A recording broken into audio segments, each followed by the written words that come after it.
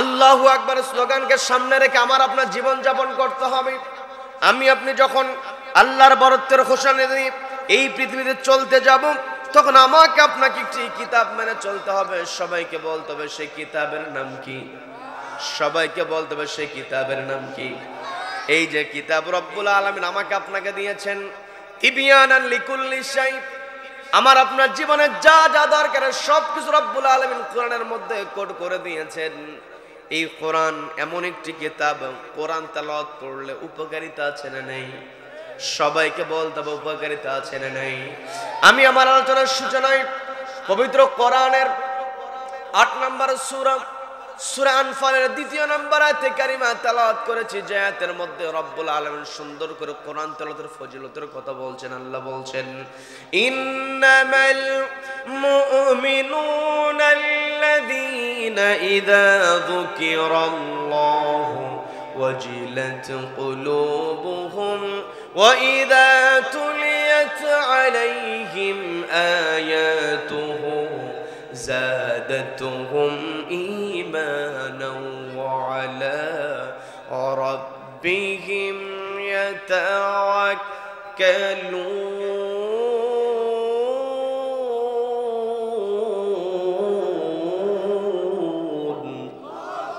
আল্লাহ বলছেন, وإذا تليت عليهم آياته, যখন মুমিন বান্দার সামনে তেলাওয়াত করা হয় আল্লাহর আয়াত, অর্থাৎ কোরআনের আয়াত যখন মুমিন বান্দার সামনে তেলাওয়াত করা হয়, জাদাতুহুম ঈমানা, ঈমানটা বহুগুণে বৃদ্ধি পেয়ে যায়। বলেন না সুবহানাল্লাহ। আমার আপনার ঈমান বৃদ্ধি পাক, এটা আমি আপনি চাই কি চাই না? সবাইকে বলতে হবে চাই কি চাই না? ঈমান যদি বাড়াতে হয় অবশ্যই কোরআনের সঙ্গে আমার আপনার সম্পর্ক রাখতে হবে। এই কোরআন এমন একটি কিতাব, এই কোরআনের স্পর্শ যার সঙ্গে হয়েছে সেই সম্মানিত হয়েছে, সেই ধন্য হয়ে গিয়েছে। আমি আপনাদেরকে একটু বোঝানোর জন্য চেষ্টা করছি, সেটা হলো এই যে কোরআন, এই কোরআনের স্পর্শ জারি লেগেছে, এমনকি আমাদের মাঝে আর 2-3টা দিন আছে, এরপর একটি মাস শুরু হবে। সেই মাসটার নাম কি? সবাই বলেন মাসের নামটা কি? এই রমাদান মাস সম্মানিত হয়েছে একমাত্র কোরআন অবতীর্ণ হওয়ার কারণে। আবার রমজান মাসের মধ্যে গুরুত্বপূর্ণ একটি রাত আছে, যেই রাতটাও সম্মানিত হয়েছে এই কোরআনটা অবতীর্ণ হওয়ার কারণে। আবার আপনাদেরকে বোঝানোর জন্য আমি বলি, এই কোরআনটা আমি আপনি মুড়িয়ে রাখার জন্য অনেক সময় গিলাফ ব্যবহার করি। কাপড়ের টুকরো দিয়ে বানানো হয় গিলাফ, এই গিলাফ দিয়ে আমি আপনি কোরআনটা ঢেকে রাখি। কোন কারণে আমার আপনার অজান্তে যদি ওই গিলাফটা মাটিতে পড়ে থাকে, আমি আপনি যত কাজেই ব্যস্ত থাকি না কেন, ওই গিলাফ যখন মাটিতে পড়ে থাকে, সমস্ত কাজগুলো এক পাশে ফেলে দিয়ে ওই গিলাফটাকে মাটি থেকে উঠিয়ে চুমুকে বুকের মধ্যে জড়িয়ে ধরি। কি কথা বলেন? কি কথা বলেন? কাপড়ের টুকরা দাম কম, কিন্তু কোরআনের স্পর্শ লাগার কারণে, কোরআনের সংস্পর্শ আসার কারণে মর্যাদা বেড়ে যায়। আবার আমাদের মাঝে আমরা অনেক সময় ছোট্ট ছোট্ট হাফেজ কোরআন দেখি, 8 বছর 10 বছর বয়সে কোরআন মুখস্থ করে, এমন ছোট্ট ছোট্ট সম্মানিত হাফেজ কোরআন আমাদের মধ্যে আছে না নাই? সবাইকে বলতে পারছে না নাই? হাফেজ কোরআন যার বয়স 8 বছর, বয়স একেবারেই কম, কিন্তু খেয়াল করে দেখবেন 60-70 বছরের মুরব্বীরাও পর্যন্ত, বৃদ্ধ মানুষও পর্যন্ত 8 বছরের হাফেজ কোরআনকে দেখে সম্মান দেয়। দেয় কি দেয় না? সবাইকে বলতে হবে দেয় কি দেয় না? এই যে সম্মান হলো কোরআনের সংস্পর্শে আসার কারণে। আমি আপনি যদি দুনিয়াতেও সম্মানিত হতে চাই, আখিরাতেও যদি সম্মান পেতে চাই, এই কোরআনের সঙ্গে আমার আপনার সম্পর্ক রাখতে হবে। কি কথা বলেন? কি কথা বলেন? এই কোরআন আমি আপনি শুনতে এসেছি, এই কোরআন আমাকে আল্লাহ রাব্বুল আলামিন আমাকে আপনাকে দিয়েছেন। আমার আপনার ব্যক্তিগত জীবন, পারিবারিক জীবন, সামাজিক জীবন, রাষ্ট্রীয় জীবন, আন্তর্জাতিক অঙ্গন, প্রত্যেকটা জায়গায় কোরআনের বাস্তবায়নের দরকার আছে না নাই? সবাইকে বলতে বাস্তবায়নের দরকার আছে না নাই? এই কোরআনের মধ্যে রব্বুল আলামিন এই কোরআনের মধ্যে নীতি ঢুকিয়ে দিয়েছেন। এই কোরআনের মধ্যে যে নীতি আছে, সেই নীতির চাইতে শ্রেষ্ঠ নীতি আর পৃথিবীতে একটাও হতে পারে নাকি? সবাইকে বলতে হতে পারে নাকি? আমি আপনি কোরআনের নীতির আলোকে যদি আমি আপনি সমাজটাকে পরিচালনা করতে পারি, এই কোরআনের মধ্যে আল্লাহ রাব্বুল আলামিন আমাকে আপনাকে দায়িত্ব দিয়েছেন, অসংখ্য অগণিত দায়িত্ব দিয়েছেন। এই পৃথিবীতে আমাকে আপনাকে আল্লাহ রাব্বুল আলামিন পাঠিয়েছেন।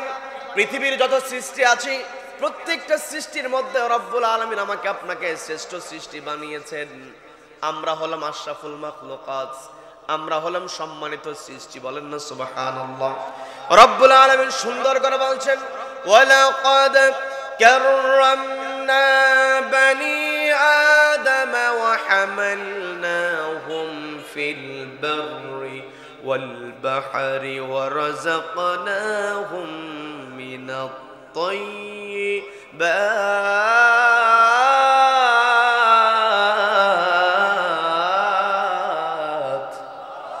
আল্লাহ বলছেন, ওয়ালাকাদ কাররামনা বানি আদম, আদম সন্তানকে আমি সম্মানিত করেছি।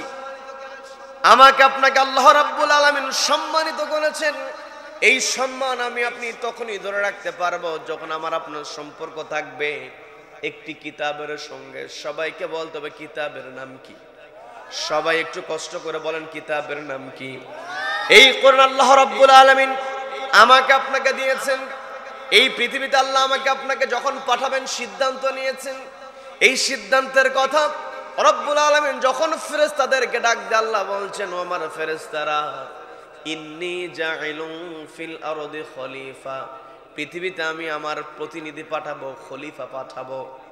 এই জায়গাতে আল্লাহ শব্দ ব্যবহার করেছেন খলিফা, অর্থাৎ ফেরেশতাদেরকে আল্লাহ যখন আমাদের ব্যাপারে পরিচয় করিয়ে দিয়েছেন, ফেরেশতাদেরকে আমাদের ব্যাপারে যখন আল্লাহ পরিচয়টা প্রকাশ করেছেন, আমাদের পরিচয় আল্লাহ দিয়েছেন খলিফা বলে। খলিফা শব্দ ব্যবহার করা হয়েছে। সবাইকে বলতে হবে কি শব্দ? সবাই একটু কষ্ট করে বলেন কি শব্দ?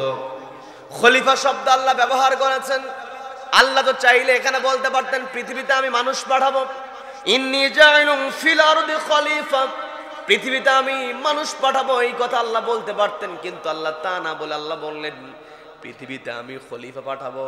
আবার আল্লাহ আমাকে আপনাকে সম্মান দেওয়ার ক্ষেত্রে যেই পরিচয়টা আমাদের তুলে ধরেছেন, আল্লাহ বলেছেন ওয়ালাকাদ কাররামনা বানি আদম। এই জায়গাতে আল্লাহ আমার আপনার পরিচয় দিয়েছেন বনি আদম বলে, আদম সন্তান বলে। কোন কোন জায়গায় রব্বুল আলামিন আমাকে আপনাকে সম্বোধন করেছেন নাস শব্দ বলে। নাস নামে একটা সূরা আল্লাহ দিয়েছেন। কি কথা বলেন? কি কথা বলেন? আল্লাহ আর একটা সূরা দিয়েছেন সূরাতুল ইনসান, যেই সূরার একটি নাম আছে সূরাতুদ দাহার। আল্লাহ তো চাইলে ফেরেশতাদেরকে বলতে পারতেন পৃথিবীতে আমি নাস পাঠাবো, মানুষ পাঠাবো। আল্লাহ বলতে পারতেন পৃথিবীতে আমি ইনসান পাঠাবো, মানুষ পাঠাবো। আল্লাহ বলতে পারতেন পৃথিবীতে বানি আদম, আদম সন্তান পাঠাবো। কিন্তু আল্লাহ তা না বলে আমাকে আপনাকে রব্বুল আলামিন ফেরেশতাদের কাছে পরিচয় করিয়ে দিয়েছেন খলিফা বলে। তার মানে আমার আপনার গুরুত্বপূর্ণ একটা পরিচয় হলো আমি আপনি একজনের খলিফা। তিনি কে? সবাইকে বলতে হবে তিনি কে? এই যে খলিফা পরিচয়, খলিফা শব্দের অর্থ হলো প্রতিনিধি। খলিফার কিছু দায়িত্ব থাকে, প্রতিনিধির কিছু দায়িত্ব থাকে। কি কথা বলেন? এই পৃথিবীতে আল্লাহ রাব্বুল আলামিন আমাকে আপনাকে পাঠিয়েছেন। আমাকে আপনাকে আল্লাহ সম্মানিত সৃষ্টি বানিয়েছেন।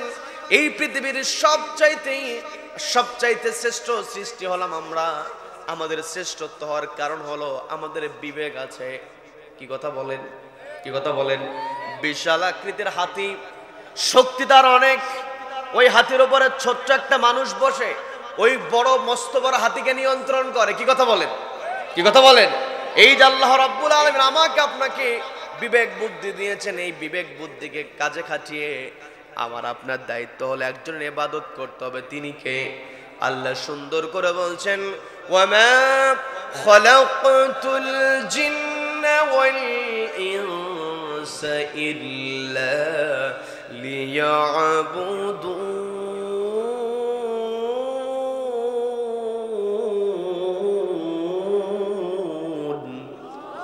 আল্লাহ বলছেন আমি মানুষ এবং জিন জাতিকে কেবলমাত্র আমার গোলামি করার জন্য তৈরি করেছি। এই জায়গাতে আমাকে আপনাকে বুঝতে হবে আমার আপনার দায়িত্ব হলো লিয়াবুদুন, আল্লাহর ইবাদত করতে হবে। 24 ঘন্টার প্রতিটা মুহূর্তে আমাকে আপনাকে ইবাদত করতে হবে একজনের। তিনি কে?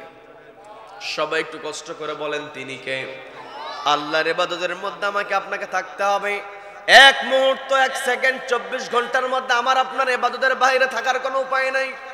এখন অনেকে প্রশ্ন করতে পারে, হুজুর আজকে না হয় মাহফিল থাকার কারণে এই সময় জাগ্রত হয়ে আছি, কিন্তু মাহফিল না থাকলে এখন তো প্রায় 11টা পার হয়েছে, এই সময় তো ঘুমের মধ্যে থাকার কথা।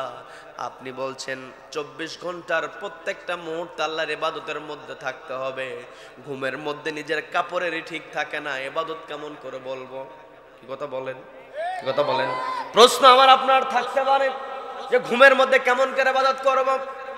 আল্লাহ রাব্বুল আলামিনকে যদি আমি আপনি ঘুমানোর পূর্বে স্মরণ করতে পারি এবং ঘুম থেকে জাগ্রত হয়ে আল্লাহর কৃতজ্ঞতা আদায় করতে পারি।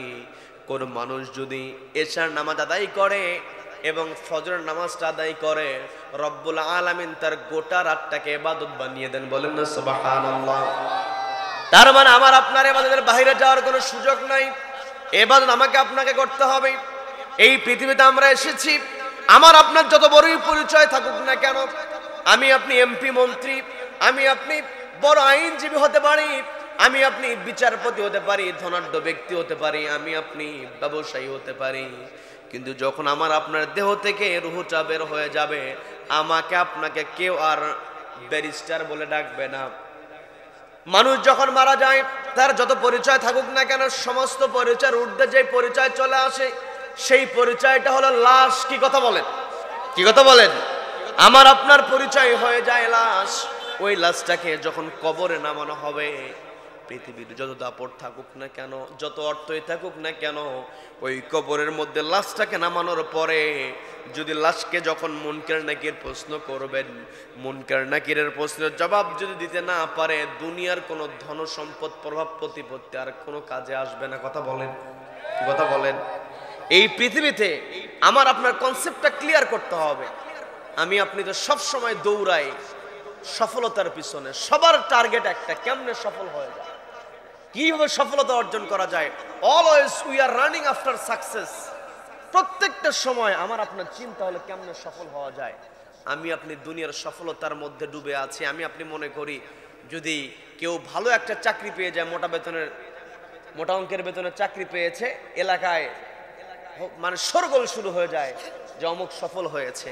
কেউ যদি ব্যবসায় ভালো প্রফিট করতে পারে, লাভ করতে পারে, সবার মুখে মুখে কথা হয়ে যায় লোকটা সফল হয়েছে, ব্যবসায় একটা ভালো লাভ সে করেছে, সুন্দর একটা বাড়ি করেছে, বহুতল বিশিষ্ট বাড়ি দেখলাম। আমি আপনি অনেক সময় আফসোস করে বলি, আমার কি আছে, লোকটা কত সুন্দর বাড়ি করেছে, সুন্দর গাড়ি কিনতে পারলে আমি আপনি মনে করি যে সফল হয়েছে, গাড়ি কিনেছে।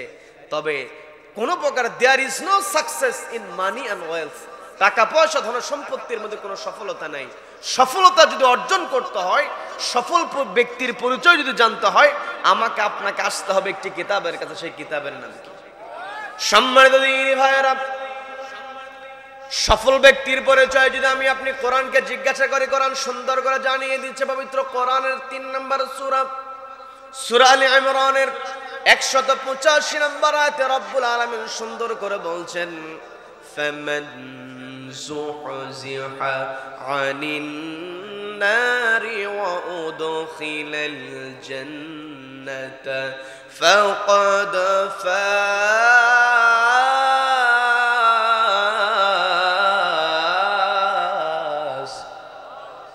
আল্লাহ বলছেন ফামান যুহজিহা আনিন নার, যেই ব্যক্তি নিজেকে দূরে সরিয়ে রাখলো, আনিন নার জাহান্নামের আগুন থেকে, ওয়াউদখিলাল জান্নাহ এবং জান্নাতে প্রবেশ করতে পারলো, ফাকাদ ফাজ, সেই ব্যক্তি হলো সফল। তার মানে আমার আপনার টার্গেট হবে কেমন করে জান্নাতে প্রবেশ করা যায়, কেমন করে নিজেকে জাহান্নামের আগুন থেকে সেভ করা যায়।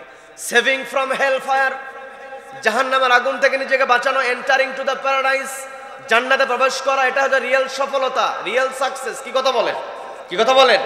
এখন আমি আপনি যদি সফল হতে চাই, জান্নাতে প্রবেশ করতে চাই, নবীজি সুন্দর করে জানিয়ে দিলেন, মান জাআলাহু, যেই ব্যক্তি বানিয়ে নেবে, জাআলাহু আই জাআলাল কুরআন আমামাহু, তার ইমাম, যেই ব্যক্তি কোরআনটাকে তার ইমাম বানিয়ে নেবে, কাদাহু ইলাল জান্নাত, এই কোরআন তাকে আল্লাহ জান্নাতে প্রবেশ করায় দেবে। বলেন না সুবহানাল্লাহ, বলেন সুবহানাল্লাহ। নবীজি স্পষ্ট বলছেন, মান জাআলাহু আমামাহু, এই জায়গাতে আমামাহু, ইমাম শব্দের সঙ্গে আমরা মোটামুটি একটু পরিচিত। ইমাম শব্দ আরবি হলেও বাংলার মতো আমরা ব্যবহার করি, কারণ মসজিদে যখন আমি আপনি জামাতে নামাজ আদায় করি, ইমামকে অনুসরণ করতে হয়। কি কথা বলেন? ইমামকে মানতে হয়। নামাজে আমি আপনি যখন ঢুকে যাই, নামাজে প্রবেশ করলাম, আল্লাহু আকবার বলে তাকবীরে তাহরিমা পড়লাম, ইমাম সাহেবের সঙ্গে যখন আমি আপনি, ইমাম সাহেব তাকবীর বলেছে, আমি আপনি তাকবীর পরে নামাজে প্রবেশ করেছি, তাকবীর বলার পরে ইমাম সাহেব যেভাবে নামাজ পড়বে আমাকে সেইভাবেই নামাজ পড়তে হবে। কি কথা বলেন? ইমাম যখন রুকুতে, আমার কথায় বুঝতে কষ্ট হচ্ছে নাকি আপনাদের? কষ্ট হচ্ছে? ইমাম যখন রুকুতে, মুসল্লিরাও রুকুতে, ইমাম যখন সেজদায়, মুসল্লিরাও সেজদায়। কি কথা বলেন? ইমাম যেইভাবে করেন, এখন কেউ যদি চিন্তা করে আমি এলাকার মোড়ল, আমি এলাকার মাতব্বর, আমি এলাকার ধনাঢ্য ব্যক্তি, সবাই এলাকার সমস্ত বিচার সালিসের জন্য আমার কাছে আসে, আমি তো বড়, ইমাম সাহেব কি কেন অনুসরণ করবে? ইমামের আগে রুকুতে যায়, নামাজ হবে নাকি? নামাজ হবে না। এই ইমাম শব্দের ব্যাখ্যা আমি আপনাদেরকে বোঝানোর চেষ্টা করছি। নবীজি বললেন, যেই ব্যক্তি এই কোরআনটাকে তার ইমাম বানিয়ে নেবে, অর্থাৎ কোরআন যেইভাবে চলতে বলেছে কোরআন সেইভাবেই আমাকে আপনাকে চলতে হবে। কোরআনের বাইরে যখন আমি আপনি জীবন যাপন করব, এই কোরআন আমার আপনার জন্য তখন সুপারিশ করবে না। কথা বলেন? কি কথা বলেন? এই কোরআনকে সামনে রেখে আমাকে আপনাকে চলতে হবে। আমি আপনাদের সামনে আমাদের দুইটা পরিচয় তুলে ধরেছি। সবাইকে বলতে হবে কয়টা পরিচয়? সবাই একটু কষ্ট করবেন, কয়টা পরিচয়? আমার আপনার এক নাম্বার পরিচয় হলো আল্লাহ আমাকে আপনাকে তৈরি করেছেন লিয়াবুদুন, তার ইবাদত করার জন্য, তার গোলামি করার জন্য। আমার আপনার এক নাম্বার পরিচয়, আমি আপনি হলাম একজনের গোলাম। তিনি কে? সবাই একটু কষ্ট করে বলেন, তিনি কে? দ্বিতীয় নাম্বার পরিচয়, আমি আপনি হলাম আল্লাহর খলিফা। এই খলিফা পরিচয়টা আমি আপনি ভুলে যাই। আজকে আমি আপনি আল্লাহর প্রতিনিধি হিসেবে আমার আপনার যেই পরিচয় কোরআনের মধ্যে আল্লাহ তুলে ধরেছেন, এই পৃথিবীতে আমার আপনার চলার জন্য যা যা দরকার সবকিছু আল্লাহ দিয়েছেন। ফেরেশতারা যখন আল্লাহর কাছ থেকে জানতে পারলো পৃথিবীতে মানুষকে পাঠানো হবে, ফেরেশতারা জবাব দিয়ে বলছে, আতাজালু ফিহা মান ইউফসিদু ফিহা ওয়া ইয়াসফিকুদ দিমা। ওগো আল্লাহ, পৃথিবীতে কি আপনি এমন কাউকে পাঠাবেন যারা পৃথিবীতে যাওয়ার পরে ফাসাদ তৈরি করবে, ফিতনা করবে? ওয়া নাহনু নুসাব্বিহু বিহামদিকা ওয়া নুকদ্দিসু লাক। আমরাই তো আপনার কৃতজ্ঞতা আদায় করি, আমরাই তো আপনার প্রশংসা করি, আমরাই তো আপনার ইবাদত করছি। এর দ্বারা ফেরেশতারা পরোক্ষভাবে পৃথিবীতে আমাদের না পাঠানোর ব্যাপারে মতামত দিয়েছিল। কিন্তু আল্লাহ বলছেন, ইন্নী আ'লামু মা লা তা'লামুন।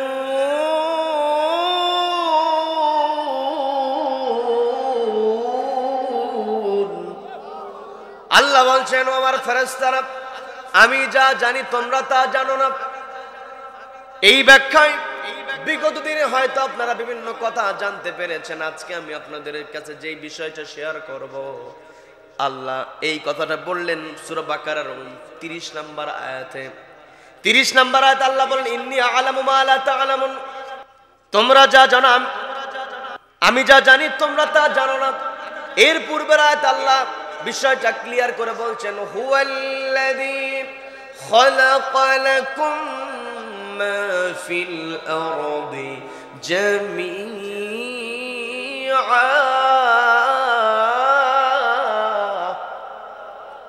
আল্লাহ বলছেন, হুয়াল্লাযী, তিনি হলেন সেই মহান সত্তা, খালাকা লাকুম, যিনি তোমাদের জন্য তৈরি করেছেন, মা ফিল আরদ, জমিনে যা আছে। এই জায়গায় অনেক আলেমায়ে কেরাম আছেন, অনেক আলেমে দ্বীন আছেন, তারা সহজেই বুঝতে পারবেন। আল্লাহ বলছেন মা ফিল আরদ, এইটুকু বললেই অর্থ পূর্ণতা পেয়ে যায়।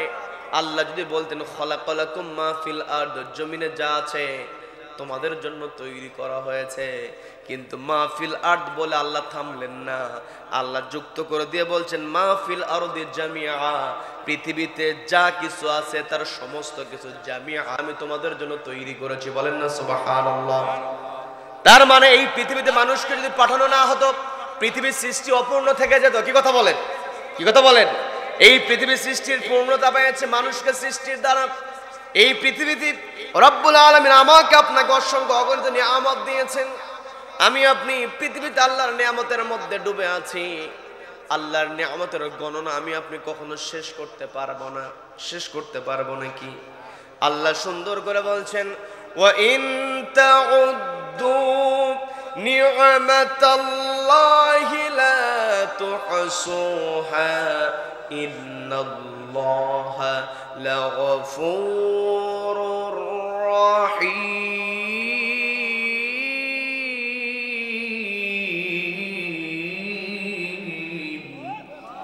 আল্লাহ বলছেন আমার বান্দারা ওয়া ইন তাউদ্দু নি'মাতাল্লাহ, তোমরা যদি আমার নিয়ামতের গণনা শুরু করে দাও লা তুহসুহা, তোমরা কখনো হিসাব মেলাতে পারবে না।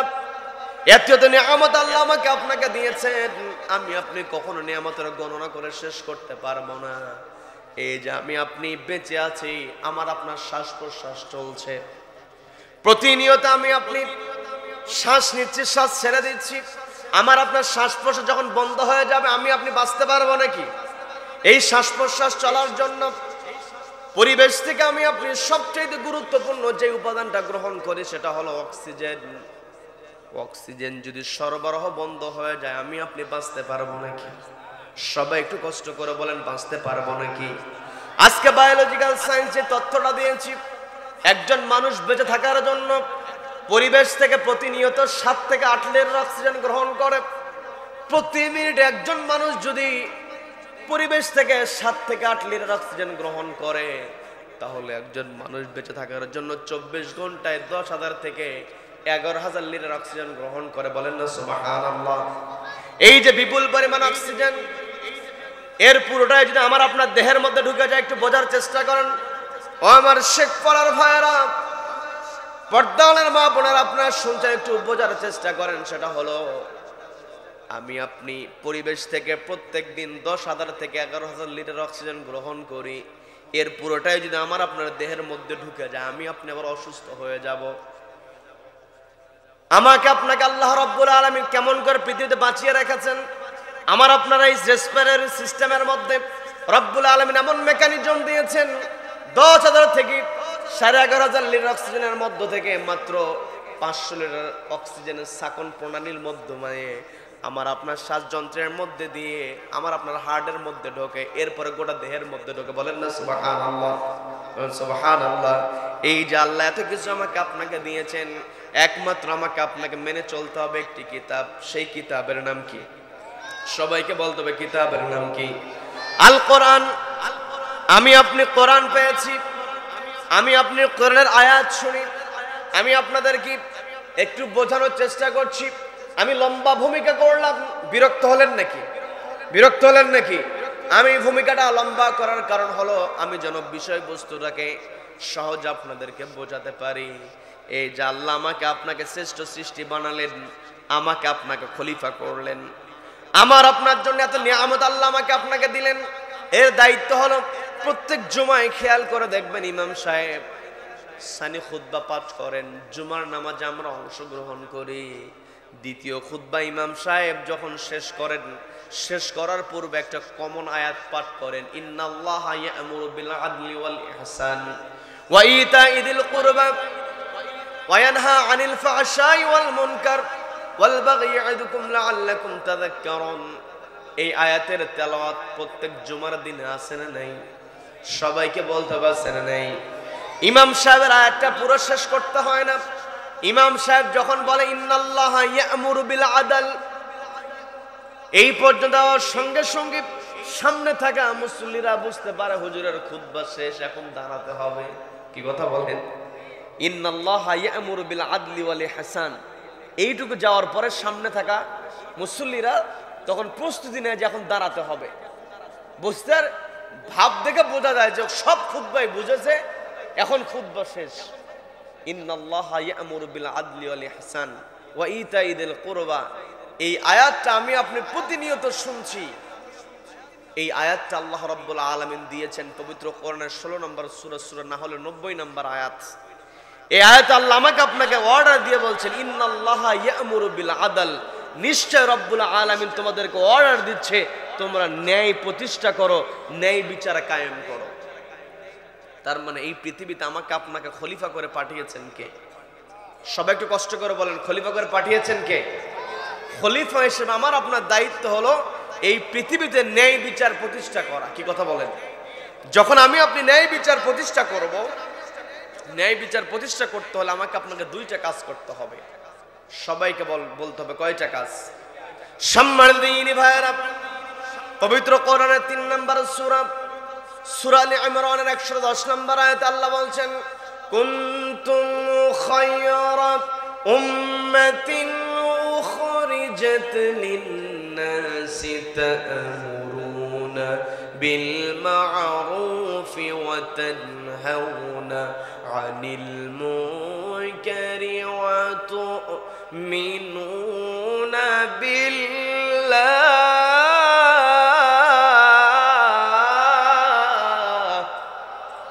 আল্লাহ বলছেন, কুনতুম খায়রা উম্মাহ, তোমরা হলো উত্তম জাতি, উখরিজাত লিন-নাস, তোমাদেরকে বের করা হয়েছে মানুষের জন্য।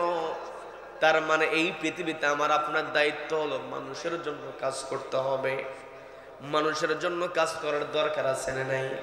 সবাই একটু কষ্ট করে বলেন, দরকার আছে না নাই?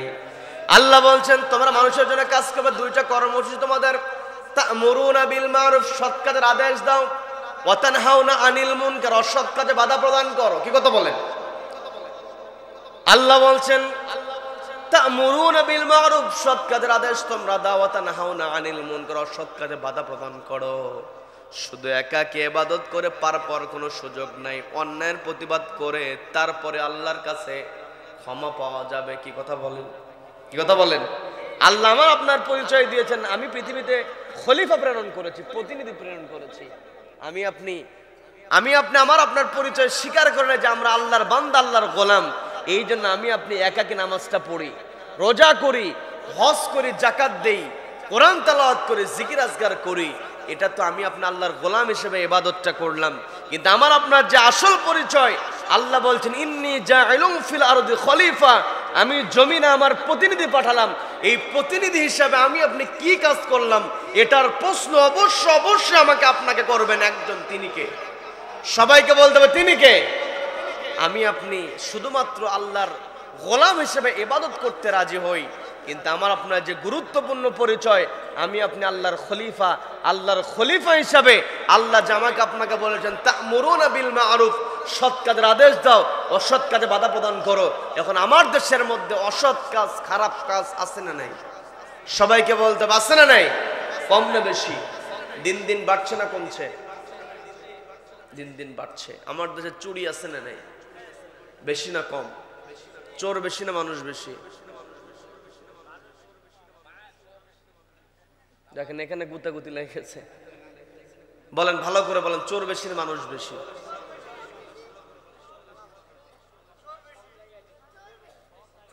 আচ্ছা, মানুষ বেশি না? একজন ভাই দুইবারে বলছে মানুষ বেশি, মানুষ বেশি। একই মানুষ যখন একই কথা দুইবার বলে, সেটাতে সঠিক হওয়ার সম্ভাবনা থাকে। তবে মানুষ বেশি ঠিক আছে, কিন্তু মানুষ তো মানুষ, কিন্তু চোরকে দেখে ভয় পায় সে মানুষ বেশি। কি কথা বলেন? মানুষ বেশি কিন্তু চোরকে দেখে ভয় পায়, এই মানুষের সংখ্যাটাই বেশি। আজকে আমি আপনি, আল্লাহ আমাকে আপনাকে বলেছেন ওয়াতানহাউনা আনিল মুনকার। আলোচনা কেবল শুরু হচ্ছে, বিরক্ত হচ্ছেন? এতক্ষণ ভূমিকা বললাম, বিরক্ত হচ্ছেন? আলোচনা চলবে, চলবে। কতক্ষণ? সারা রাত চলবে, সারা রাত চলবে। বক্তা মরবে, বক্তা মরুক আর বাঁচুক, কোরআনের কথা শুধুমাত্র সারা রাত হবে না। যতদিন পর্যন্ত পূর্ব দিগন্তে সূর্য উদিত হয়ে পশ্চিম আকাশে অস্ত যাবে, ততদিন পর্যন্ত কোরআনের কথা হবে। কোন কোরআন বিদ্বেষী কোরআনকে থামাতে পারবে না। কারা কেরামতের পক্ষে কিন্তু হাত উঁচু করে আল্লাহকে দেখা।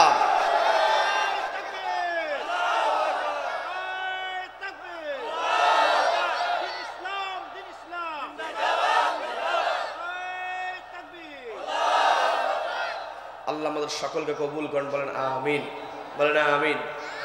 সম্মানিত দিনী ভাইয়েরা, আমরা শুনতেছি আমার আপনার এক নাম্বার পরিচয়, আমি আপনি কার গোলাম? সবাই একটু কষ্ট করবেন, কার গোলাম? আল্লাহর গোলাম। আমার আপনার আরেকটি পরিচয় হলো আমি আপনি আল্লাহর খলিফা। আল্লাহর খলিফা হিসাবে আমাকে আপনাকে অন্যায়ের বিরুদ্ধে প্রতিবাদ করতে হবে। একাকী ইবাদত করে অন্যায়কারীকে দেখে ভয় করে চুপ থাকার নাম ইসলাম কখনো হতে পারে না। আমার আপনার নবীজিকে অফার দেওয়া হয়েছিল, তুমি একাকী ইবাদত করো, তোমাকে যদি চেয়ার চাও, ক্ষমতা চাও, তোমাকে ক্ষমতা দেওয়া হবে। তুমি যদি নারী চাও, তোমাকে নারী দেওয়া হবে। তুমি যদি বাড়ি চাও, তোমাকে বাড়ি দেওয়া হবে। তবে শর্ত হলো তুমি একাকী ইবাদত করবে, আমাদের অন্যায়ের বিরুদ্ধে কোনো কথা বলবে না। নবীজি বলেছিলেন, আমার এক হাতে চন্দ্র আর এক হাতে সূর্য যদি দেওয়া হয়, আল্লাহর জমিনে আমি হক কথা বলবো, আমি প্রচার করব লা ইলাহা ইল্লাল্লাহ, আল্লাহর বিধান ছাড়া আর কোনো বিধান চলতে পারে না। কথা বলেন ঠিক কিনা? আল্লাহর বিধান আমাকে আপনাকে বাস্তবায়ন করার কাজ আমাকে আপনাকে করতে হবে। এটাই হলো খলিফা হিসেবে আমার আপনার দায়িত্ব। কি কথা বলেন? ইমাম হুসাইন রাদিয়াল্লাহু তাআলা আনহুকে যখন পাপিষ্ঠ ইয়াজিদের চেলা চামুন্ডা বিরক্ত হচ্ছেন, চেলা চামুন্ডার এসে বলল, হুসাইন তুমি তোমার মতো ইবাদত করো, তুমি যেখানে খুশি সেখানে থাকতে পারো, ইবাদত করো, তোমাকে কেউ বাধা দেবে না। তবে কথা হলো ইয়াজিদের বিরুদ্ধে তুমি কোনো কথা বলতে পারবে না। ইমাম হুসাইন বলেছিল, যতক্ষণ আমার দেহে প্রাণ আছে, আমার শরীরে রক্ত প্রবাহিত হবে, ততক্ষণ পর্যন্ত আমি অন্যায়ের প্রতিবাদ করব। এটার নামই হলো ঈমান। কি কথা বলেন? প্রত্যেক জুমায় ইমাম সাহেব বলে থাকেন, ও সাইয়্যিদুশ শাবাবি আহলিল জান্নাহ আল হাসান ওয়াল হুসাইন রাদিয়াল্লাহু আনহুম, দুইজনের নাম আছে না নাই? ইমাম হুসাইনের নাম কেন এসেছে আমাকে আপনাকে বুঝতে হবে। অন্যায়ের সামনে ওখানে চুপ থাকা যাবে না, অন্যায়ের প্রতিবাদ করতে হবে। অন্যায়ের প্রতিবাদ আমাকে আপনাকে করতে হবে, অন্যায়টাকে দমন করতে হবে। অন্যায় কেউ করলে শাস্তি দিতে হবে। কি কথা বলেন? কোনো মানুষ অপরাধ করে ফেলেছে, এই অপরাধের শাস্তি কেমন হবে, কোন নীতিতে তাকে শাস্তি দিতে হবে, সেই নীতি কোরআনের মধ্যে আছে না নাই? সবাইকে বলতে হবে আছে না নাই? কোরআনের মধ্যে যেই নীতি আছে, এই নীতির চাইতে শ্রেষ্ঠ নীতি পৃথিবীতে আর একটা হতে পারে? কোরআনের যেই নীতি, এই নীতি হলো শ্রেষ্ঠ নীতি। আবার আমি আপনি ভাষার ব্যবহারের ক্ষেত্রে শ্রেষ্ঠত্ব বোঝানোর জন্য বিভিন্ন শব্দ ব্যবহার করে থাকি। ইংরেজিতে শ্রেষ্ঠত্ব বোঝানোর জন্য একটা আলাদা তাদের একটা টার্মই আছে, সেটা সুপারলেটিভ ডিগ্রি ব্যবহার করা হয়। Good, better, best. আলাদা বোঝানোর জন্য শ্রেষ্ঠত্ব বোঝাই, তখন কিছু কিছু শব্দ ব্যবহার করি। যেমন আমি যেই চেয়ারে বসে আছি, রাজা, আগের দিনে রাজারা যে চেয়ারে বসতেন সেইটাকে বলা হতো সিংহাসন। কি কথা বলেন? সিংহাসন বলা হতো না? সিংহাসন, রাজা যে সিংহাসনে বসতো সেই সিংহাসন হলো শ্রেষ্ঠ সিংহাসন। তো রাজার সিংহাসন শ্রেষ্ঠ হওয়ার কারণে সিংহাসনকে আমি আপনি সংজ্ঞায়িত করেছি, আমি আপনি আলাদা একটা টার্ম ব্যবহার করেছি। রাজার সিংহাসনকে আমরা বলেছি রাজ সিংহাসন, কারণ রাজার সিংহাসনের চাইতে শ্রেষ্ঠ সিংহাসন আর একটাও হতে পারে? রাজার সিংহাসনটা শ্রেষ্ঠ সিংহাসন। আবার রাজা যেই প্রাসাদে বসবাস করে সেই প্রাসাদের নাম কি? সবাই বলেন, প্রাসাদের নাম কি? রাজপ্রাসাদ। মানে রাজার প্রাসাদটা শ্রেষ্ঠ প্রাসাদ, এই জন্য বলা হয় রাজপ্রাসাদ। আবার যেই মিস্ত্রি ভাইরা রাজপ্রাসাদ তৈরি করে সেই মিস্ত্রিদেরকে কি বলা হয়? একটু বলেন, কি বলা হয়?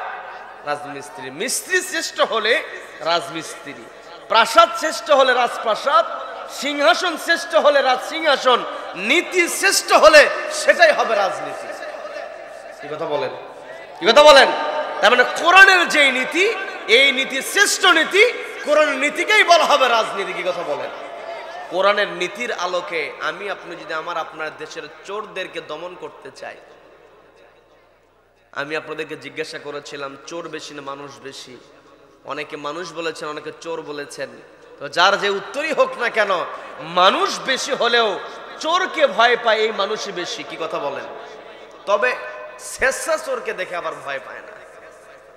জুতা চোর, মুরগি চোর, শেষরা চোর যারা আছে এদেরকে দেখে আবার সেখানে ঠিকই প্রতিবাদ করে। শেষরা চোর ধরা পড়লে সবাই এক জায়গায় হয়ে আচ্ছা গণধোলায় আছে না নাই? সারা জীবন কোথাও অন্যায়ের বিরুদ্ধে প্রতিবাদ করে নাই, সেই কলিজা তার নাই। কিন্তু যখনই শুনেছে ওখানে কি হয়েছে বলে মানুষ একত্রিত হয়ে চোরকে গণধোলাই দিচ্ছে। বলে কেন, কি চুরি করেছে? বলে মুরগি চুরি করেছে। ও চিন্তা করলো সারা জীবন কোথাও তো প্রতিবাদ করতে পারি নাই, কাউকে আঘাত করার সাহস তো আমার নাই, অন্যায়ের বিরুদ্ধে কথা কেমনে বলবো, যেহেতু আজকে একটা সুযোগ পাইছি কাউকে তো মারবো, অপরাধীকে মারবো, সে কলিজা তো আমার নাই, যেহেতু মুরগি চোর ধরা পড়ছে এই সুযোগ হাতছাড়া করা যাবে না, ওই ব্যক্তিকে দুইটা থাপ্পড় সেও মেরে আসে। কি কথা বলে? মুরগি চোর ধরা পড়লে, জুতা চোর ধরা পড়লে সেখানে থাপ্পড় আমি আপনি মারতে যাই, সাহস দেখা যায়, সেখানে আমি আপনি প্রতিবাদ করতে যাই, কিন্তু কলমের খোঁচা দিয়া লক্ষ লক্ষ কোটি কোটি টাকা আত্মসাৎ করে এমন চোর যদি আমাদের সামনে আসে, আমি আপনি গণধোলাই তো দূরের কথা, সালাম দিতে দিতে আমাদের হুঁশ থাকে না। কি কথা বলেন? আজকে আমি আপনি আপনার দেশে দুর্নীতি বন্ধ করার দুদক তৈরি করা আছে, দুর্নীতি দমন কমিশন গঠন করা আছে, কিন্তু আমি আপনি দুর্নীতি বন্ধ করতে পারছি না, কারণ মানব রচিত বিধান দিয়ে কখনো দুর্নীতি বন্ধ হতে পারে না। কোরআনে আল্লাহ যে নীতি দিয়েছেন, এই নীতির আলোকে আমি আপনি যদি এই চোরই যদি আপনার দেশ থেকে আমি আপনি বন্ধ করতে চাই, একটা চোর যারা জনগণের টাকা আত্মসাৎ করে লক্ষ লক্ষ টাকা নিজের পকেটে ঢুকায়, নিজের অ্যাকাউন্টে ঢুকায়, এই চুরি প্রমাণিত হওয়ার পরে ওই চোরকে যদি কোনো অফিসার চুরি করেছে, কোনো অফিসার জনগণের টাকা আত্মসাৎ করেছে, এটা প্রমাণিত হওয়ার পরে কোরআনের নীতির আলোকে চোর চুরি করেছে, মহিলা হোক আর পুরুষ হোক, প্রমাণিত হওয়ার পরে ওই চোরকে যদি আমাদের ওই সুপ্রিম কোর্টের সামনে, হাইকোর্টের সামনে কোরআনের বিধানের আলোকে একটা চোরের হাত যদি কেটে দেওয়া হতো, দেশের বাকি অফিসার চোরগুলো এমনিতেই ভালো হয়ে যেত। আপনারা পঞ্চগড়ের মানুষ আবাদ করেন, তরি তরকারির আবাদ হয়, লাউ বিক্রি করেন, 20 টাকা দিয়ে বিক্রি হয়, আপনাদের পঞ্চগড়ের বাজারে বিক্রি হয় 20 টাকা। আবার ক্ষেতের সবচাইতে বাছা বাছা পণ্য যেটার দাম ভালো হবে সেটা আমার কৃষক ভাই বেছে বেছে বিক্রি করে দিয়েছে। 20 টাকার লাউ ঢাকায় পৌঁছার পরে হয়ে যায় 90 টাকা, 100 টাকা, এমনকি 120 টাকা। কি কথা বলেন? লাউ বিক্রি হয়েছে পঞ্চগড়ে 20 টাকা, ঢাকায় গিয়ে সেটা হয়ে গেল 80 টাকা, 100 টাকা, 120 টাকা। এই যে লাউয়ের দাম এত বেড়ে গেল, 5 গুণ 6 গুণ বেড়ে গেল, এর কারণ আছে না নাই? বলেন, কারণ আছে না নাই? এর কারণ হলো মোড়ে মোড়ে চাঁদাবাজি আছে না নাই? আছে না নাই? এই চাঁদাবাজি যারা করবে এরা হলো পৃথিবীর সবচাইতে বড় ফাসাদ সৃষ্টিকারী।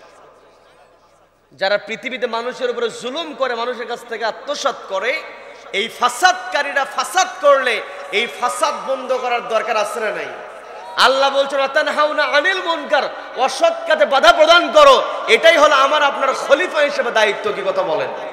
এখন আমি আপনি চাঁদাবাজ যদি দূর করতে চাই, চাঁদাবাজি যদি বন্ধ করতে চাই, মানুষের বিধান দিয়ে হবে না। আল্লাহ বলেছেন কেউ যখন ডাকাতি করবে, চাঁদাবাজি করবে, মানুষের উপরে জুলুম করবে, সূরা মাইদার 33 নম্বর আয়াত আল্লাহ স্পষ্ট বলছেন ওই চাঁদাবাজ ডাকাতের ডান হাত ডান পা কেটে দাও। কি কথা বলেন? কি কথা বলেন? যখন চাঁদাবাজ,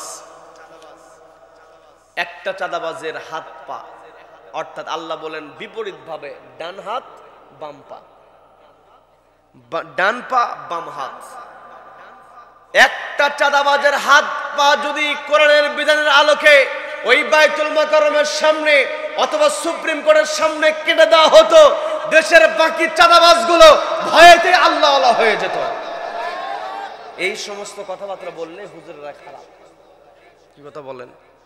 কয় হুজুরেরা নামাজ পড়াবে, কোরআন তেলাওয়াত করবে, দোয়ার জন্য ডাক দেওয়া হবে, হুজুরেরা দোয়া পড়ায় চলে যাবে, এটা হুজুরের দায়িত্ব।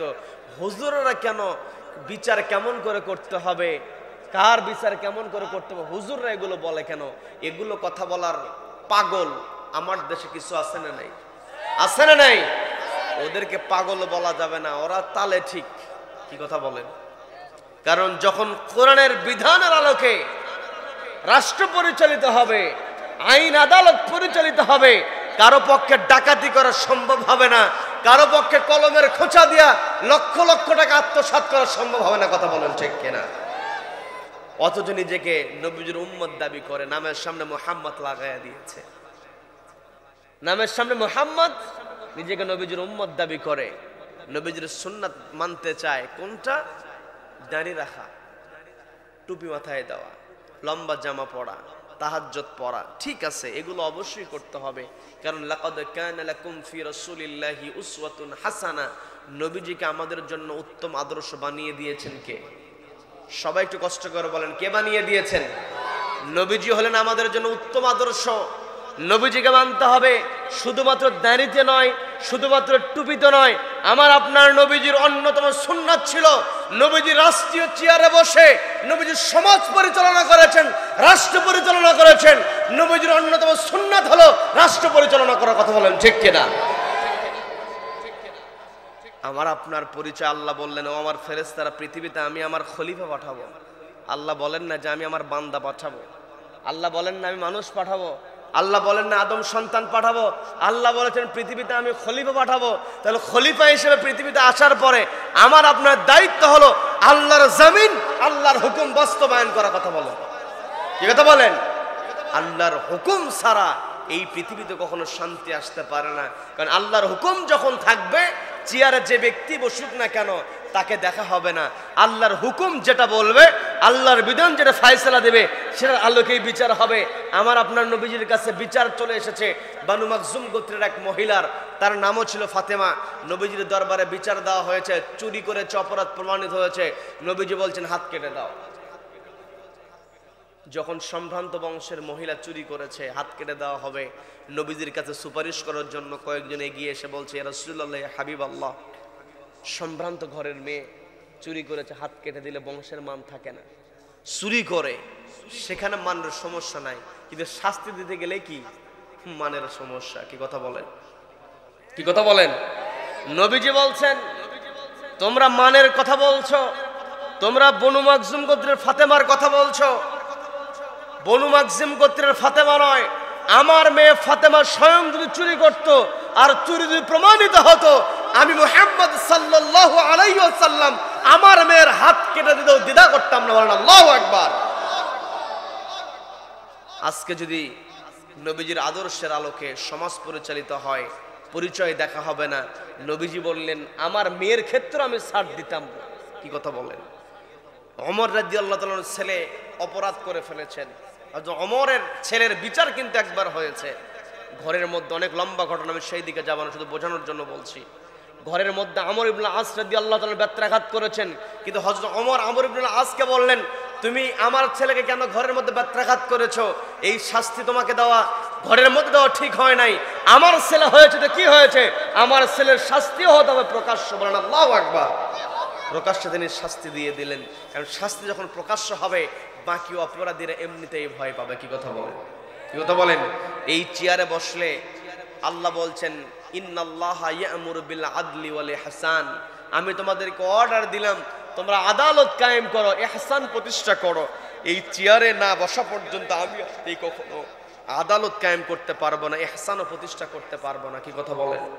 আমার আপনার নবী, আমি আপনি নবীজির সুন্নাত মানতে চাই। নবীজির গুরুত্বপূর্ণ সুন্নাত, নবীজি আল্লাহর জমিনে আল্লাহর বিধান কায়েম করতে গিয়ে নবীজি তার শরীর থেকে রক্ত ঝরিয়েছেন। কি কথা বলেন? কি কথা বলেন? নবীজি রাষ্ট্রীয় পর্যায়ে রাষ্ট্রীয় চেয়ারে নবীজি বসেছেন, নবীজি বিচার ফায়সালা করেছেন কোরআন দিয়া। কোরআন দিয়ে বিচার ফায়সালা করা এটাও নবীজির সুন্নাত। কি কথা বলেন? সম্মানিত ভাইরা, আমি আপনি যদি সমাজের মধ্যে ন্যায় বিচার প্রতিষ্ঠা করতে চাই, ন্যায় বিচার প্রতিষ্ঠার দরকার আছে না নাই? সবাইকে বলতে আছে না নাই? ন্যায় বিচার যখন আমি আপনি প্রতিষ্ঠা করতে যাব, আমার আপনার সামনে অন্যায়কারীরা হাজির হয়ে যাবে, আমাকে আপনাকে থামিয়ে দেওয়ার চেষ্টা করবে। কি কথা বলেন? অন্যায়কারীরা যতই আমাকে আপনাকে থামানোর চেষ্টা করুক না কেন, মুমিন বান্দা যারা হবে তারা সবসময় তাওয়াক্কুল করবে কার উপরে? সবাইকে বলবে কার উপরে? আল্লাহ সুন্দর করে বলছেন ওয়া আলা রাব্বিহিম ইয়াতাওয়াক্কালুন। আল্লাহ বলছেন মুমিন বান্দা যারা হবে ওয়া আলা রাব্বিহিম ইয়াতাওয়াক্কালুন, তারা আল্লাহর উপরে তাওয়াক্কুল করবে। আমার আপনার সব সময় ভরসা করতে হবে আল্লাহর উপরে। আল্লাহর উপরে ভরসা করে আল্লাহ যে কিতাব আমাকে আপনাকে দিয়েছেন, এই কিতাবটা বেশি বেশি পড়তে হবে। কি কথা বলেন? এই কোরআন পড়তে হবে, বুঝতে হবে, এই কোরআনটাকে বাস্তবায়ন করতে হবে। আমি আপনাদেরকে যে কথা বোঝানোর চেষ্টা করছি, আমার আপনার পরিচয় আমি আপনি আল্লাহর গোলাম, আমার আপনার পরিচয় আমি আপনি আল্লাহর খলিফা। আল্লাহর খলিফা হিসেবে আমার আপনার দায়িত্ব পালন করতে হবে, সমাজের মধ্যে ন্যায় বিচার প্রতিষ্ঠা করতে হবে। আমি আপনি ন্যায় বিচার তখনই প্রতিষ্ঠা করতে পারবো যখন আমার ভিতর থেকে অহংকার দূর করতে পারবো। কি কথা বলেন? কি কথা বলেন? আমার পূর্বে শ্রদ্ধাভাজন আলেমে দ্বীন তিনি আপনাদেরকে বলেছেন অহংকার দূরের কথা। আমি আপনাদেরকে সামান্য একটু বলি, অহংকার মানুষের ভিতরে কখন চলে আসে? যখন মানুষ নিজেকে শ্রেষ্ঠ দাবি করে। মানুষ যখন নিজেকে শ্রেষ্ঠ দাবি করে, আমি আপনি মুখে শ্রেষ্ঠ দাবি করলে হবে না। শ্রেষ্ঠ হতে হলে, সম্মানিত হতে হলে আল্লাহর দৃষ্টিতে সম্মানিত হতে হবে। কি কথা বলেন? আমি আপনি যখন আল্লাহর কাছে সম্মানিত হতে চাইবো, আমি আপনি যখন আল্লাহর কাছে শ্রেষ্ঠ হতে চাইবো, তখন আমার আপনার ভিতরে যেই আবেগ যেটা আছে, আমার আপনার ভিতরে যেই ক্ষোভটা আছে, আবেগ এবং ক্ষোভ দুইটাকেই আমাকে আপনাকে নিয়ন্ত্রণ করতে হবে। কি কথা বলেন? আজকে চেয়ারে বসার সঙ্গে সঙ্গে আবেগী হয়, নিজের পছন্দের লোককে সবকিছুর সুবিধা দিয়ে দেয়। কি কথা বলেন? কি কথা বলেন? আবেগের কারণে নিজের পছন্দের লোককে সুবিধা দেয়, আবার ক্ষোভের কারণে নিজের শত্রুর উপরে আক্রমণ করে, আঘাত করে। কি কথা বলেন? কি কথা বলেন? এই দুইটা বিষয় আমাকে আপনাকে নিয়ন্ত্রণ করতে হবে, আবেগ এবং ক্ষোভ। আবেগটা কাজ করে নিজের পক্ষের লোকজনের কাছে, আর ক্ষোভটা কাজ করে নিজের বিপরীতের উপরে। কি কথা বলেন? কি কথা বলেন? কিন্তু আমি আপনি চেয়ারে বসেছি, আমি আপনি যত বড়ই ক্ষমতাবান হই না কেন, নামাজের মধ্যে সূরা ফাতিহা যখন আমি আপনি তেলাওয়াত করি, আমি আপনি বলে থাকি মালিক ইয়াউমিদ্দিন। এই পৃথিবীর চূড়ান্ত দিন নয়, মালিক ইয়াউমিদ্দিন, একদিন বিচার কায়েম করবেন একজন, তিনি কে? সবাইকে বলতে হবে তিনি কে? সেই রব্বুল আলামিনের কাছে আমার আপনার দাঁড়াতে হবে। নিজের শত্রু হয়েছে তো কি হয়েছে, শত্রুর ক্ষেত্রে আমাকে আপনাকে একটা সীমা ক্রস করা যাবে না। কি কথা বলেন? সীমা যখন ক্রস করবে অবশ্যই লাঞ্ছিত হবে। এই যে দীর্ঘ 15 বছর আমার দেশের মধ্যে সীমা অতিক্রম করেছে, সীমা যখন ক্রস করেছে, ওই পার্শ্ববর্তী দেশ ভারতে পালাতে বাধ্য হয়েছে। কথা বলেন ঠিক কিনা? কি কথা বলেন? আমার আপনার সীমা অতিক্রম করা যাবে না। বন্ধুগণ, হযরত ওমর রাদিয়াল্লাহু তাআলার সময় বোঝার চেষ্টা করবেন, জবানের দাম দিতে হবে, ওয়াদা রক্ষা করতে হবে। কি কথা বলেন? জবানের দাম দিতে গিয়ে যদি নিজের বিপরীতে চলে যায়, তারপর নিজের বিপরীতে গেলেও জবানের দাম দিতে হবে। নিজের বিপক্ষেও যদি চলে যায়, তবু ওয়াদা রক্ষা করতে হবে। এটার নামই হলো ইসলাম, এটার নাম হচ্ছে খলিফা হিসেবে দায়িত্ব পালন করা। কি কথা বলেন? হযরত ওমর রাদিয়াল্লাহু তাআলার দরবারে একজনকে আটক করে হাজির করা হয়েছে। আটক যাকে করা হয়েছে সে হলো ইরানের একজন শাহজাদা।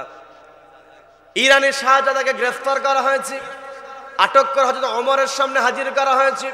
হযরত ওমর রাদিয়াল্লাহু তাআলা অপরাধগুলো শোনার পরে ইরানের শাহজাদাকে বলছেন, তুমি তো অপরাধ করেছো, তুমি অন্যায় করেছো, মুসলমানদের উপরে জুলুম করেছো, নির্যাতন করেছো, অনেক মুসলমানকে তুমি হত্যা করেছো, হত্যার বদলে হত্যা। কি কথা বলেন? কি কথা বলেন? কেউ অন্যায় হত্যা করবে, আইন নিজের হাতে তুলে নেওয়ার কোনো সুযোগ আছে? সবাই বলে সুযোগ আছে? সুযোগ নেই। হযরত ওমর রাদিয়াল্লাহু তাআলা বললেন, তুমি যেহেতু মুসলমানদেরকে আঘাত করেছো, হত্যা করেছো, তোমার পৃথিবীতে বেঁচে থাকার কোনো অধিকার নাই, তোমার মৃত্যুদণ্ড আমি দিয়ে দিলাম, মৃত্যুদণ্ড তোমার এখন দিয়ে দেওয়া হবে, তোমার ফাঁসি কার্যকর হবে। তবে ফাঁসি কার্যকরের পূর্বে তোমার যদি কোনো শেষ ইচ্ছা থাকে তুমি একটু বলতে পারো। যখন ওই শাহজাদাকে অফার দেওয়া হলো শেষ ইচ্ছার জন্য, শাহজাদা বলছে, আমি শেষ যে ইচ্ছা আর কি করবো, মারাই যেহেতু যাব, তো মরে যাওয়ার পূর্বে আমি একটু পানি পান করতে চাই। ওমর রাদিয়াল্লাহু তাআলা অর্ডার দিয়ে দিলেন, ঠিক আছে, পানি পান যেহেতু করতে চাই, একে পানি, এক পেয়ালা পানি দিয়ে দাও। ওই যুবকের সামনে পানির পেয়ালা যখন দিয়ে দেওয়া হয়েছে, যুবক পানি পেয়ালা হাতে নিয়ে আছে, পানি পান করে না, পানি পান করে না, পেয়ালা হাতে নিয়ে দাঁড়িয়ে আছে। যুবককে বলা হলো, তুমি পানি পান করো না কেন? পানি পান করো। যুবক বলছে, আমি যে পানি পান করব আমার ভয় হয়, আমার আতঙ্ক হয়, আমি যখন পানি পান করতে নেব তখন যদি আমার গর্দান যখন সোজা হয়ে থাকবে, তখন যদি আমার উপরে আক্রমণ করে আমাকে হত্যা করা হয়। কারণ যখন আমি আপনি গ্লাসে পানি পান করি তখন মাথাটা কি করতে হয় না, নিচু করতে হয় না, সোজা থাকে। যখন আমি আপনি চুমুক দিয়ে পানি পান করি তখন কাল্লাটা কি হয়, সামনের দিকে ঝুঁকে যায়, তখন গর্দানটা কি হয়ে যায়, সোজা হয়ে যায়। তো ইরানের শাহজাদা বলছে আমি যখন পানি পান করতে যাব তখন আমার গর্দান সোজা হলে আমার ভয় হয় পানি পান করার সময় হয়তো আমাকে হত্যা করা হতে পারে, এই জন্য ভয়ে আমি পানি পান করছি না। হযরত ওমর রাদিয়াল্লাহু তাআলা বললেন তুমি পানি পান করো, নির্ভয়ে পানি পান করো, পানি পান শেষ না হওয়া পর্যন্ত তোমাকে কেউ হত্যা করবে না, তুমি পানি পান করো। যুবক সুযোগ পেয়ে গেছে, ইরানের শাহজাদা বলছে আমি এই পানিটা পান না করা পর্যন্ত আমার মরণ হবে না, আমাকে মারবা না? বলেন হ্যাঁ মারবা না। বলে তুমি সত্যি করে বলছো তো এই পানি পান না করা পর্যন্ত আমার মরণ হবে না, তোমরা আমাকে আঘাত করবে না? তুমি পানি পান করো, পানি পান যখন শেষ হয়ে যাবে তবেই তোমাকে হত্যা করা হবে, এর পূর্বে হত্যা করা হবে না। এই কথা যখন হযরত ওমর রাদিয়াল্লাহু তাআলা আবার বললেন, ওই যুবক তার পেয়ালাতে যে পানি ছিল পানিটা জমিনে ফেলে দিয়েছে। যখন তার পেয়ালা, বিরক্ত হচ্ছেন আমার কথায়, পেয়ালা থেকে যখন পানি ফেলে দিয়েছে মাটিতে পড়ার পর সঙ্গে সঙ্গে মাটির ধর্ম হলো পানিটাকে কি করে নেওয়া, চুষে নেওয়া। যখন পানিটা মাটির সঙ্গে মিশে গিয়েছে, চুষে গিয়েছে, তখন ইরানের শাহজাদা হাসি দিয়ে বলছে ওমর তুমি তো আমাকে বলেছো এই পানি পান না করা পর্যন্ত আমাকে হত্যা করবা না, এই পানি তো আমি পান করি নাই, পানি ফেলে দিয়েছি, পানি পান করার তো কোনো সুযোগ নাই, কৌশল আছে না নাই? আর হযরত ওমর রাদিয়াল্লাহু তাআলার খুতবার মধ্যে আমরা ইমাম সাহেব প্রত্যেক জুমাতে বলে আসাদ্দুহুম ফি আমরিল্লাহি ওমর রাদিয়াল্লাহু আনহু। হযরত ওমর রাদিয়াল্লাহু তাআলা কঠিন মানুষ, কঠোর মানুষ। হযরত ওমরের সামনে যখন কৌশল করেছে হযরত ওমর ক্ষেপে গিয়েছেন, রেগে গিয়েছেন, হযরত ওমর রাগে ক্ষোভে ফেটে পড়েছেন। এখন ওই ইরানি শাহজাদা যখন হযরত ওমরকে বললেন যে তুমি তো আমাকে বলেছিলে যে পানি না পান করা পর্যন্ত আমাকে মারবে না, এখন তো আমি পানি পান করি নাই, দেখি তো তুমি তোমার কথা কতটুকু রাখো। ওমর রাদিয়াল্লাহু তাআলা তিনি আরো রেগে যাচ্ছেন কৌশল করার কারণে, তার ক্ষোভ, তার রাগ। হযরত ওমরের মনে হচ্ছিল যে নিজেই তলোয়ারটা হাতে নিয়ে এখন বিদায় করে দেই। হযরত ওমর ক্ষেপে গিয়েছেন, এখন রাগে হয়তো ওমর রেগে গিয়েছেন। ওই ইরানের শাহজাদাও মনে করেছে যতই বলুক না কেন আমার উপরে যে রাগ দেখায় আমাকে তো হত্যা করে ফেলবে। হযরত ওমর রাদিয়াল্লাহু তাআলা রেগে গিয়েছেন, একে তো অপরাধ করেছে, হাজার হাজার মুসলমানের উপরে অত্যাচার করেছে, মুসলমানদেরকে কষ্ট দিয়েছে, অগণিত মুসলমানকে হত্যা করেছে, রক্তাক্ত করেছে। এই মানুষ যখন কৌশল করেছে হযরত ওমর রাদিয়াল্লাহু তাআলা তিনি রেগে গিয়েছেন। আল্লাহ যখন কোন বান্দা ক্ষমা চায় আল্লাহ খুশি হয়ে যান, বলেন না সুবহানাল্লাহ। বান্দা আল্লাহর কাছে ক্ষমা চাইলে রব্বুল আলামিন বান্দার বিগত দিনের গুনাহটাকে সবে রূপান্তরিত করে দিতে পারেন, বলেন না সুবহানাল্লাহ। আপনাদের হয়তো ঘটনা জানা আছে, আমি একটু স্মরণ করিয়ে দিতে চাই। আমার পর্দার মা বোনেরা কানটা একটু খাড়া করে শোনেন। মুসা আলাইহিস সালাতু ওয়াস সালাম যখন তার সম্প্রদায়ের লোকদেরকে নিয়ে প্রচন্ড খরার সময় কোনো বৃষ্টি হয় না, বৃষ্টির জন্য সবাই মিলে আল্লাহর কাছে ফরিয়াদ করছে। মুসা আলাইহিস সালাতু ওয়াস সালাম সবাইকে নিয়ে আল্লাহর দরবারে হাত উঠিয়েছেন। মুসা আলাইহিস সালাতু ওয়াস সালাম যখন হাতটা উত্তোলন করলেন, বৃষ্টি তো দূরের কথা, সূর্যের তীব্রতা আর বেড়ে গেল। মুসা আলাইহিস সালাতু ওয়াস সালাম আল্লাহকে বলছেন, আল্লাহ আমি সবাইকে নিয়ে আপনার দরবারে হাত উঠিয়েছি, আমি একজন নবী, সবাই আমার কাছে এসে অনুরোধ করেছে, সবাইকে নিয়ে আমি আপনার দরবারে হাত উঠিয়েছি বৃষ্টি দেওয়ার জন্য। কিন্তু বৃষ্টি দেওয়ার জন্য হাত ওঠানোর পূর্বে রোদের তীব্রতা যা ছিল, হাত ওঠানোর পরে তীব্রতা তো আর বেড়ে গিয়েছে, আমার তো মান থাকে না। আমি সবাইকে নিয়ে তোমার কাছে হাত তুলেছি, তুমি দ্রুত বৃষ্টির ব্যবস্থা করে দাও। দ্রুত বৃষ্টির জন্য যখন মুসা আলাইহিস সালাতু ওয়াস সালাম আল্লাহর কাছে ফরিয়াদ করলেন, আল্লাহ বলছেন, ও মুসা, এতগুলো মানুষের মধ্যে একজন মানুষ পাপী মানুষ আছে, গুনাহগার মানুষ আছে, একজন পাপী মানুষ আছে, গুনাহগার মানুষ আছে। এই গুনাহগার 40 বছর হলো আমার নাফরমানি করে, আমার ইবাদত তো করেই না, বরং আমার বিরোধিতা পর্যন্ত করে। এই নাফরমান যতক্ষণ না পর্যন্ত এই দোয়ার অনুষ্ঠান থেকে বের না হবে ততক্ষণ পর্যন্ত দোয়া কবুল হবে না। মুসা আলাইহিস সালাতু ওয়াস সালাম সবাইকে লক্ষ্য করে বললেন, আল্লাহ আমাকে জানিয়েছেন এর মধ্যে একজন নাফরমান বান্দা আছে, দীর্ঘদিন গুনাহ করেছে, গুনাহ করতে করতে গুনার পাহাড় বানিয়ে ফেলেছে, আল্লাহ তার উপরে নাখোশ। সে যতক্ষণ এই দোয়ার মজলিসে থাকবে ততক্ষণ আল্লাহ বৃষ্টি দেবেন না। সে যখন বের হয়ে যাবে আল্লাহ বৃষ্টি দেবেন। কে আছো? সে নাফরমান, তুমি বের হয়ে যাও, তোমার কারণে বৃষ্টি হয় না। এই কথা যখন বলা হলো, ওই গুনাহগার ব্যক্তি সে চিন্তা করছি, আমার জন্য বৃষ্টি হয় না, আমার জন্য বৃষ্টি হয় না, আমি বের হয়ে গেলে বৃষ্টি হবে, সবার তো উপকার হবে। আবার আমি যদি এখান থেকে বের হয়ে যাই আমি তো সবার কাছে অপরাধী হিসেবে চিহ্নিত হয়ে যাব। সে ভুলটা বুঝতে পারলো। সে বুঝতে পারলো দীর্ঘ 40টা বছর আমি অপরাধ করেছি, অন্যায় করেছি, রব আমার উপরে কখনো বেজার হন নাই। আমার খাওয়া পড়া সবকিছু আল্লাহ দিয়েছেন। যে আল্লাহ এত কিছু করতে পেরেছেন, আমি যদি সে আল্লাহর কাছে ক্ষমা চাই আল্লাহ তোমাকে ক্ষমা করে দিতে পারেন। খাস দিলে সে আল্লাহকে ডাক দিয়ে বলছেন, আল্লাহ দীর্ঘদিন আমি তোমার নাফরমানি করেছি, তুমি আমাকে না খাওয়া মারো নাই, তুমি আমাকে তোমার রহমতের চাদরে ঢেকে রেখেছো। আজকে এতগুলো মানুষের সামনে আমি যদি আমার পরিচয়টা ওপেন হয়ে যায়, আমি সবার কাছে তো কালার হয়ে যাব, সবার কাছে আমার পরিচয়টা উন্মোচিত হয়ে যাবে, আমি সবার কাছে খারাপ প্রমাণিত হয়ে যাব। ওগো আল্লাহ, তোমার কাছে ফরিয়াদ করি, তুমি আমাকে ক্ষমা করো। জিন্দেগিতে আমি আর তোমার অবাধ্য হব না। আল্লাহর কাছে মনে মনে যখন দিলটাকে নরম বানিয়ে কায়মনা বাক্যে যখন আল্লাহর কাছে ফরিয়াদ করেছে, রব্বুল আলামিন সঙ্গে সঙ্গে আসমান থেকে বৃষ্টি নামায়া দিলেন। বলেন না সুবহানাল্লাহ। বৃষ্টি যখন নেমে গিয়েছে, মুসা আলাইহিস সালাতু ওয়াস সালাম আল্লাহর সঙ্গে সবচেয়ে বেশি কথা বলেছেন। মুসা কালিমুল্লাহ বলছেন, ওগো আল্লাহ, একটু আগে আমি সবাইকে লক্ষ্য করে বলেছি গুনাহগার মানুষ বের না হলে বৃষ্টি হবে না। কোন গুনাহগার মানুষ তো বের হয় নাই, তারপরে তুমি বৃষ্টি দিয়েছো। এই সম্প্রদায়ের লোকেরা, আমার উম্মতরা যদি আমাকে জিজ্ঞাসা করে তুমি নবী উল্টা পাল্টা কথা বলো, একটু আগে যে কথা বললা গুনাহগার তো বের হয় না, তারপর বৃষ্টি হলো, কারণটা কি? আমাকে যদি এমন প্রশ্ন করা হয় তখন আমি কি জবাব দেব? আল্লাহ মুসা আলাইহিস সালাতু ওয়াস সালামকে সমস্ত ঘটনা খুলে বললেন। আমার বান্দা যখন আমার কাছে ক্ষমা চেয়েছে, আমি আমার বান্দার উপর থেকে আমার গোসা ভাবটা আমি উঠায় নিয়ে বান্দাকে আমি নেককার বান্দাদের তালিকাভুক্ত করে দিয়েছি। বলেন না সুবহানাল্লাহ। আবার আরেকটা বান্দা মুসা আলাইহিস সালাতু ওয়াস সালামের জীবনের ঘটনা। সকালবেলা আল্লাহ যে বান্দাকে পরিচয় করে দিয়েছেন, এই বান্দা হলো নিকৃষ্ট বান্দা, সবচাইতে বেশি পাপ করেছে। সন্ধ্যাবেলা একই বান্দাকে আল্লাহ পরিচয় করিয়ে দিলেন পৃথিবীর সবচেয়ে নেককার বান্দা।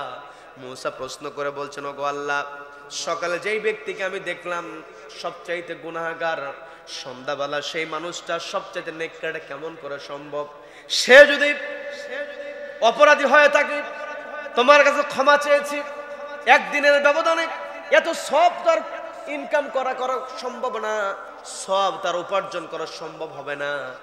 সকালবেলার অপরাধী হয়তো তোমার কাছে ক্ষমা চেয়েছে, তুমি মাফ করে দিয়েছো, কিন্তু সবচাইতে নেককার তো সে হতে পারে। নেককার কেমন করে হলো? রব্বুল আলামিন মুসা আলাইহিস সালাতু ওয়াস সালামকে জানিয়ে দিলেন, ওগো মুসা, আমার এই বান্দা আমার রহমতের ব্যাপারে এমন প্রশংসা করেছে, রহমতের ভূয়সী প্রশংসা করার কারণে আমি রব্বুল আলামিন তার জিন্দেগির গুনাহগুলো সবে রূপান্তরিত করে দিয়েছি। বলেন না সুবহানাল্লাহ। এই জন্য আমাকে আপনাকে সচেতন হতে হবে। রমজান মাসটা গুনাহ মাফের মাস। বলেন না সুবহানাল্লাহ। এই রমজান মাসে আমার আপনার গুনাহ মাফ চাইতে হবে আল্লাহর কাছে। গুনাহ যখন মাফ চাইবো, আমার আপনার মাফটা তখনই হবে যখন আমি আপনি গুনাহ বর্জন করতে পারবো। গুনাহ মাফ আমার আপনার তখনই হবে যখন আমি আপনি গুনাহ বর্জন করতে পারবো। গুনাহ করেছি, মাফ চাই, আবার যদি একই গুনাহ করি, মাফ আর হবে নাকি? সবাই মাফ হবে নাকি? মাফ হবে না। এই জন্য আমার আপনার রমজান মাসে যেই টেন্ডেন্সি আমার আপনার ভিতরে থাকতে হবে, যে কাজটা আমার আপনার করতে হবে, গুনাহকে বর্জন করতে হবে। গুনাহ বর্জন করতে হলে আমাকে আপনাকে সবার আগে দৃষ্টি যে বিষয়ে দিতে হবে সেটা হলো, ছোট গুনাহকে কখনো তুচ্ছ মনে করা যাবে না। যখন কোনো মানুষ ছোট গুনাহকে তুচ্ছ মনে করে, তার জন্য বড় গুনার দ্বারটা উন্মুক্ত হয়ে যায়। কি কথা বলেন? আয়েশা সিদ্দিকা রাদিয়াল্লাহু তাআলা নাকি নবীজি বলছেন, আয়েশা বড় গুনাহকে যতটা ভয় না করো, ছোট গুনাহকে বেশি ভয় করো। একই কথা হযরত আলী রাদিয়াল্লাহু তাআলা তিনিও বলেছেন, আমি বড় গুনার চাইতে ছোট গুনাহকে বেশি ভয় করি। প্রশ্ন করা হলো, এটা আবার কেমন কথা? আলী রাদিয়াল্লাহু তাআলা বলছেন, যখন কোন মানুষ ছোট গুনাহ করে তখন তার পরবর্তী বড় গুনাহ করার সম্ভাবনা থাকে। আর কেউ যদি ছোট গুনাহকেই ভয় করে, ওই ছোট গুনাহ থেকে যখন নিজেকে বাঁচিয়ে রাখে, তার আর বড় গুনাহ করার কোনো সম্ভাবনা থাকে না। এই জন্য আমাকে আপনাকে গুনাহ যত ছোটই হোক না কেন তুচ্ছ মনে করা যাবে না। কি কথা বলেন? কি কথা বলেন? হেলায় খেলায় গুনাহ করে। যুবক ভাইরা যারা আছে, আমি একটু দৃষ্টি আকর্ষণ করে বলছি, বিরক্ত হচ্ছেন আপনারা? বিরক্ত হচ্ছেন? যুবক ভাইরা দেখবেন, ইউনিভার্সিটিতে পড়ে, আমার নিজের চোখে দেখা, বন্ধুকে ডাকে অমুকের বাচ্চা বলে না। এলাকার মধ্যে অনেক মুরব্বীদের মধ্যেও দেখা যায়, ইয়ং ভাইদেরকে মধ্যেও দেখা যায়, চাষতলা বসে আছে, হয়তো পরিচিত খুব ক্লোজ মানুষ, তাকে ডাক দেয়, নাম ধরে ডাকে না, নাখাস্তা ভাষায় কথা বলে, অমুকের বাচ্চা বলে গালি দেয়। আছে না? বাপ মা তুলে গালি দেয়, গালি দিয়ে ডাকে, মানে ওই গালির মতো মহাব্বত বোঝানোর চেষ্টা করে। আছে না এমন বদভ্যাস? আছে না? এই রমজান মাস মুখ খারাপ করা যাবে? মুখ খারাপ করা যাবে? বন্ধুকে ডাকে, কষ্ট লাগে, মাকে তুলে গালি দেয়, বন্ধুকে ডাকে, বাবাকে তুলে গালি দেয়, বন্ধুকে ডাকে। এই বদভ্যাস যুবক ভাইদের মধ্যে আছে। এই অভ্যাসটাকে অ্যাভয়েড করতে হবে। মনে করে যে গালি দিলে কতটুকু গুনাহ আর হবে, তুচ্ছ মনে করে না। এই তুচ্ছ মনে করা যাবে না। আমার আপনার অপরাধ হওয়ার কারণ একটাই, যে আমি আপনার ছোট গুনাহকে ছোট মনে করি, আমি আপনি ভয় করতে চাই না। এই জন্য আমাকে আপনাকে ছোট গুনাহকে তুচ্ছ মনে করা যাবে না। সব সময় ভয় করতে হবে একজনকে, তিনি কে? সবাইকে বলতে হবে তিনি কে? রমজান মাসে আমি আপনি গুনাহ বর্জন করব। আমি আপনি গুনাহ যদি আমার আপনার হয়ে যায়, কখনো ভুল যদি হয়ে যায়, ভুল বোঝার সঙ্গে সঙ্গে আল্লাহর কাছে ক্ষমা চাইতে হবে। খারাপ কাজ করে ফেললে, অন্যায় কাজ করে ফেললে সঙ্গে সঙ্গে একটা ভালো কাজ করতে হবে। কি কথা বলেন? রমজান মাসে পর্দালের মা বোনের একটু কানটা খাড়া করে শোনেন। মা, রমজান মাস গুনাহ মাফের মাস আল্লাহ দিয়েছেন, কিন্তু রমজান মাসে দেখবেন আমার মা বোনদের মধ্যে একটা প্রবণতা আছে, ইফতার বানাতে বানাতে অবস্থা কাহিল। কি কথা বলেন? বেগুনি বানায়, সোয়াব বানায়, বোন্দে তৈরি করে, বুট বানায়, বেগুনি, আবার বেগুনি রেসিপি দেওয়া। এবছরে রেসিপি, নতুন নতুন রেসিপি দেওয়ার লোক তো আর নাই, পালিয়ে গেছে। কি কথা বলেন? কি কথা বলেন? বিভিন্ন রেসিপি দিত, মিষ্টি কুমড়ার কথা বলতো, এটার কথা বলতো, এটার কথা বলতো। এবার মা বোনদের আর নতুন করে রেসিপি পাওয়ার সম্ভাবনা নাই। কি কথা বলেন?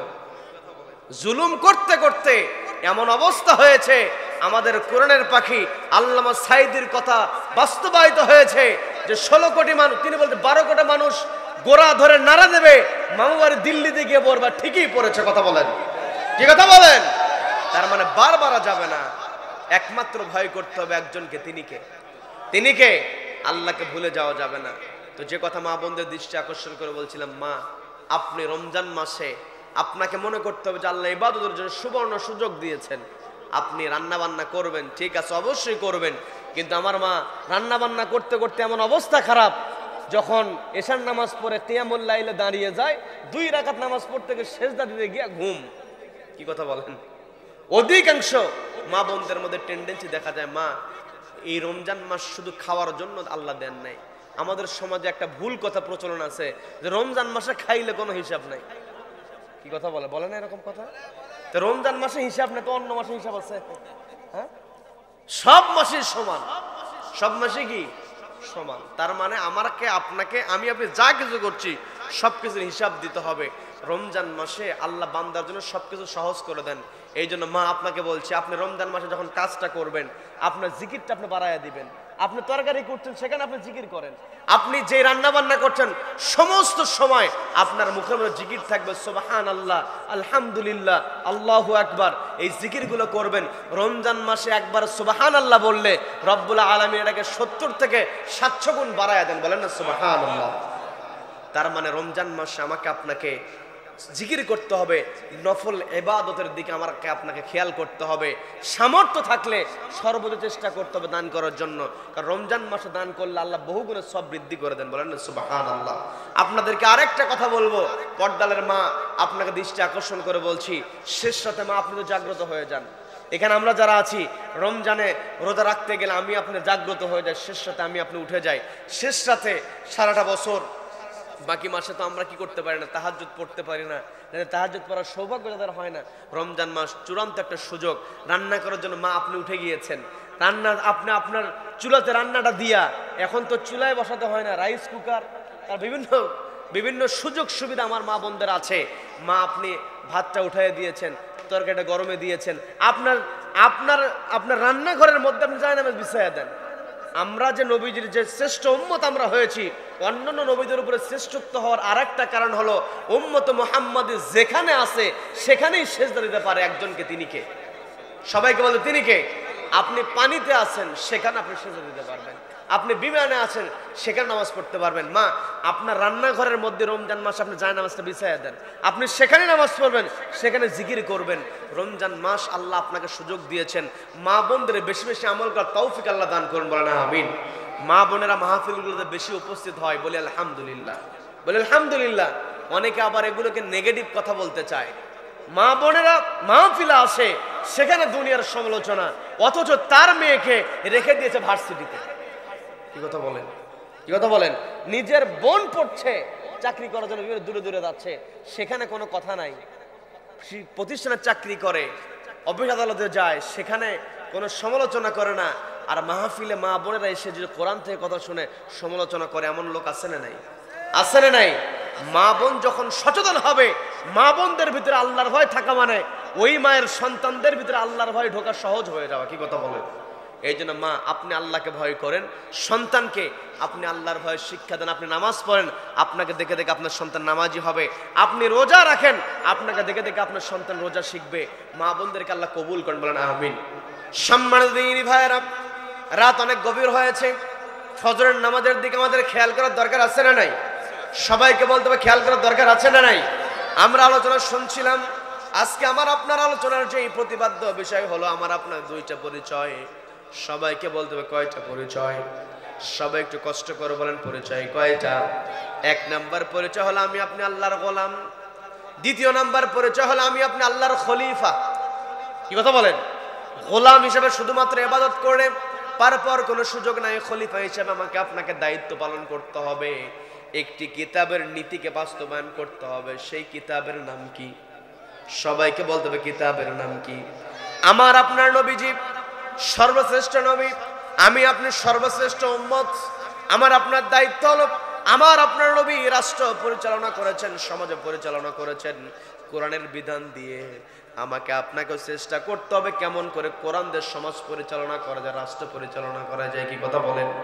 সমাজ যখন কোরআন দিয়ে পরিচালিত হবে, রাষ্ট্র যখন সঠিক নীতি দিয়ে পরিচালিত হবে, সমাজের গুরুত্বপূর্ণ ব্যক্তিগুলো যখন ওয়াদা পালন করবে। বলতে নিয়েছিলাম ওমর রাদিয়াল্লাহু তাআলা আনহু, তিনি যখন ওই যে শাহজাদা, ইরানের শাহজাদা বলছে তুমি তো আমাকে ওয়াদা দিয়েছো ওই পানি পান না করা পর্যন্ত আমাকে হত্যা করবে না।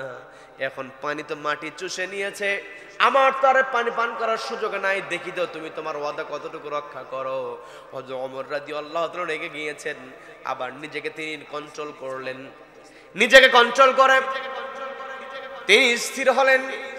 স্থির হওয়ার পরে ইরানি শাহজাদাকে বলছেন, ও শাহজাদা, তুমি মনে করেছিলে আমি যে ওয়াদা দিয়েছি সেই ওয়াদা আমি পালন করব না? আমার রাগান্বিত ভাব তুমি দেখেছো?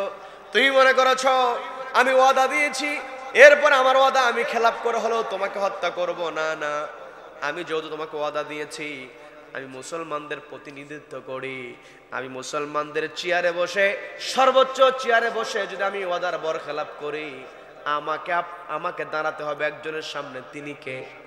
সবাইকে বলতে হবে তিনি কে?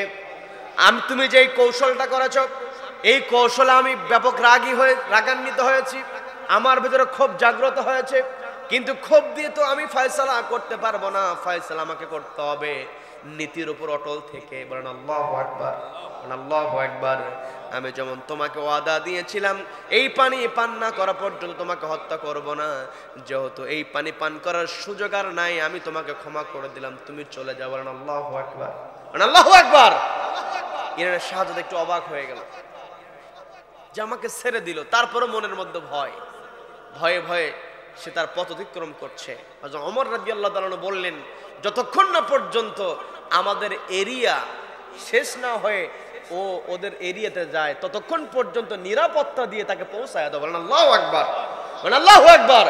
এই কথা যখন হযরত ওমর রাদিয়াল্লাহু তাআলা বললেন, তখন ইরানের শাহজাদা সামনের দিকে আর না গিয়ে পিছন দিকে ব্যাক করে ওমরের সামনে দাঁড়িয়ে বলছে, আমি এতদিন তোমাদের ব্যাপারে ধারণা আমার ভুল ছিল, আজকে প্রমাণিত হয়েছে মুসলমানরাই শ্রেষ্ঠ। বলেন আল্লাহু আকবার।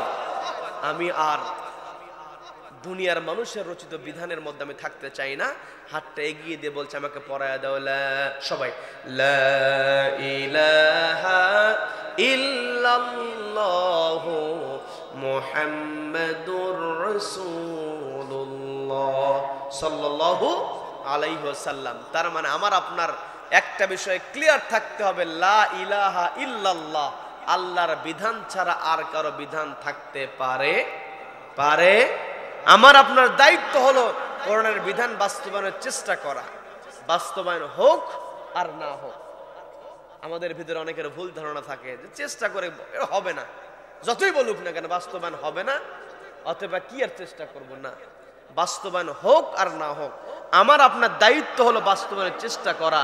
আর বাস্তবায়ন একজন করবেন, তিনি কে? সবাইকে বলতে তিনি কে?